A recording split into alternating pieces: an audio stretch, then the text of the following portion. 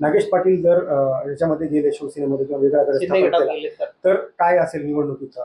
नाही, आम्ही कृष्णा पाटील आष्टीकर यांना महाविकास आघाडीचे पुरस्कृत उमेदवार आहेत. महाविकास आघाडी संपूर्ण कृष्णा पाटलांच्या पाठीमागे नांदेड जिल्ह्यातली आहे आणि आपण म्हणल्याप्रमाणे ऑपरेशन टायगर मोहीम चालू आहे. नागेश पाटील आष्टीकर काय भूमिका घेतील, पण तशी काही वेळ आली तर निश्चितच आम्ही महाविकास आघाडीतले सर्व नेते मंडळी आम्ही एकत्र बसू आणि काय ते पुढचा निर्णय आम्ही त्या ठिकाणी घेऊ.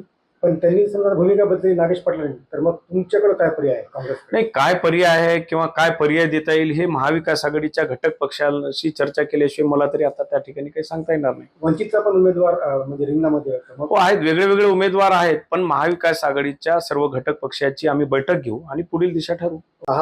वाटाघाटाचे खासदार आज दिल्लीला गेलेले काय करतात?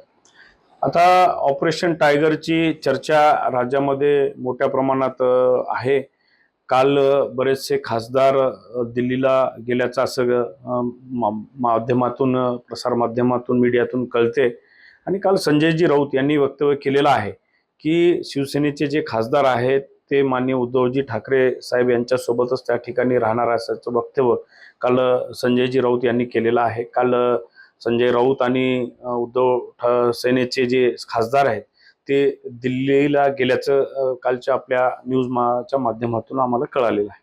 पण टीएमसीचे पण 20 खासदार यापूर्वी एक गट स्थापन करतात. आणखी एक खासदार खोडण्याचं हे जे भाजपचा प्रयत्न ते कशासाठी हवे त्यांना? नाही, आता आपण बघू शकता काही दिवसापासून म्हणजे मागे जेव्हा एनडीए सरकार म्हणजे केंद्र सरकारचं एक विशेष अधिवेशन त्यांनी घेतलं, त्यांनी महिला विधेयकाच्या नावाखाली परिसीमन विधेयक म्हणजे डिमिलिटेशन करण्यासंदर्भाचा ठराव पारित करण्याचा प्रयत्न त्या ठिकाणी केला आणि इंडिया आघाडीतल्या सर्व घटक पक्षांनी तो प्रयत्न हाणून पाडला. आणि त्याच्यानंतर आज जी भारतातली जी परिस्थिती आहे ती लोकांचा जो आक्रोश आहे तो एनडीए सरकारकडे आक्रोश या ठिकाणी वाढतानाचा आपल्याला दिसते. एनडीए सरकारवर शेतकरी वर्ग, मजदूर वर्ग, नोकरदार वर्ग प्रचंड प्रमाणात नाराजी एनडीए सरकारवर आहे, केंद्र शासनाची. आणि त्यांना असं वाटतंय की पुढे जर आपल्याला या ठिकाणी सरकार जर आणायचं असेल तर डिमिलिटेशन एकमेव हा पर्याय आहे.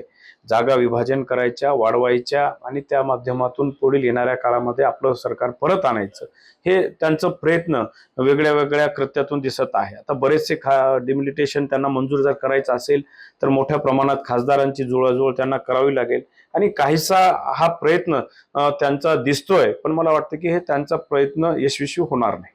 सगळ्या मागे मग कोण आहे? भाजपच.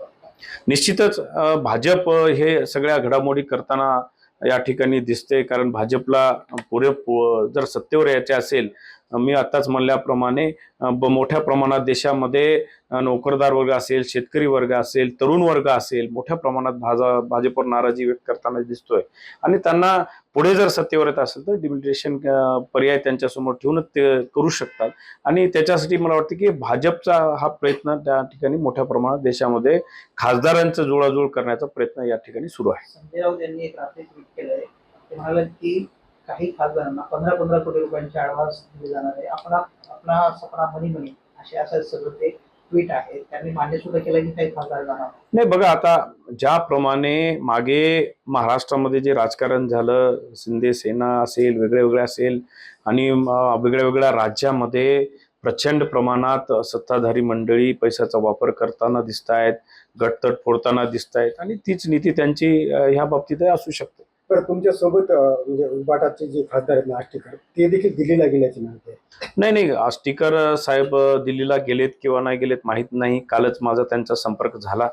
आष्टीकर साहेब काल मी दुपारी टेलिफोनवर ते माझ्याशी बोलले आणि सगळं मतदानाचा आढावा त्यांनी त्या ठिकाणी घेतलेला आहे. त्यांचे चिरंजीव कृष्णा पाटील आष्टीकर महाविकास आघाडीच्या वतीने नांदेडची विधान परिषद या ठिकाणी लढवित आहेत आणि निश्चितच उद्या आता मतदान आहे आणि सर्व महाविकास आघाडीचे जे घटक पक्ष आहेत आमच्या नांदेड जिल्ह्यातले ते सर्व एकसंघ राहतील असं मला वाटतं.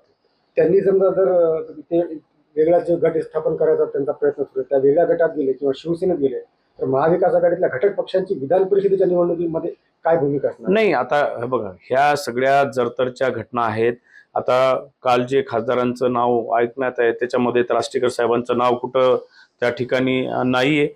पण या ठिकाणी मला वाटते की जी काही निवडणूक आहे विधान परिषदची, महाविकास आघाडी म्हणून कृष्णा पाटील या ठिकाणी उमेदवार आहेत आणि निश्चितच मतदार कृष्णा पाटील यांच्या पाठीमागे राहतील. चर्चा अशी आहे की कृष्णा पाटील एकतर माघार घेतील किंवा मग भाजपला पाठिंबा देऊन टाकतील. नाही, तसं तर होणार नाहीये. तसं जर झालं तर निश्चितच महाविकास आघाडीने आणि काँग्रेस पक्षाने जो त्यांच्यावर विश्वास ठेवलेला आहे तो विश्वासाला कुठेतरी तडा जाईल असं वाटतं मला. पण तशी कोणतीही घटना ते करणार नाहीयेत, कारण त्यांनी सर्वांना या ठिकाणी आश्वस्त केलेलं आहे की मी निश्चितच महाविकास आघाडीच्या मागे या ठिकाणी उमेदवार म्हणून आहे. आता काही तास शिल्लक आहेत मतदानासाठी, ते पण कुठं म्हणजे दिसत नाहीत कृष्णा पाटील. तुमचा संपर्क झाला का आज? नाही, आता हे बघा, आज कृष्णा पाटलांचं माझा आज संपर्क झाला नाही, पण आज उद्या मतदान आहे आणि उद्या मतदान असताना बरेच मतदारांना त्या ठिकाणी संपर्क करताना दिसत आहेत. बरेच मतदार इकडे तिकडे कोणी सहलीवर गेलो होतं ते बाहेरगावून आलेत, त्यांना एकत्र करून उद्या मतदानाची त्या ठिकाणी तयारी करत असतील. सहलीवर काय वाटते तुम्हाला? सहलीबद्दल काय सांगा? नाही, सहलीबद्दल जे आजचं सध्याचं आपण लोकशाहीचं जे चित्र बघतोय, अशा प्रकारचे सहलीवर नेणं आणि मतदारांना दूर ठेवणं हे लोकशाहीसाठी घातकच आहे असं मला वाटतं. ओके.